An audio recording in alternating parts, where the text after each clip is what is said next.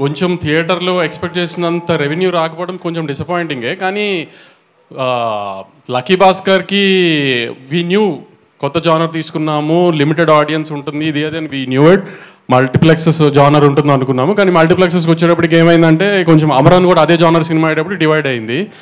సంక్రాంతికి ఏం జరిగిందో చూశారు కదా, బాలకృష్ణ గారు ఎక్కడెక్కడైతే ఇరక్కొట్టేయాలో ఆ ఏరియాస్ అని ఇరక్కొట్టేసింది. కొంచెం సంక్రాంతికి వస్తున్నాము బ్లాక్ బస్టర్ అవడం వలన దాంట్లో డివైడ్ అయిన పోర్షన్స్లో డివైడ్ అయ్యి పండగ తర్వాత అది కొంచెం లీడ్ తీసుకుంది. So we are very happy. Venkatesh గారికి పెద్ద హిట్ వచ్చింది, రాజు గారికి పెద్ద హిట్ వచ్చింది. We are very happy with it.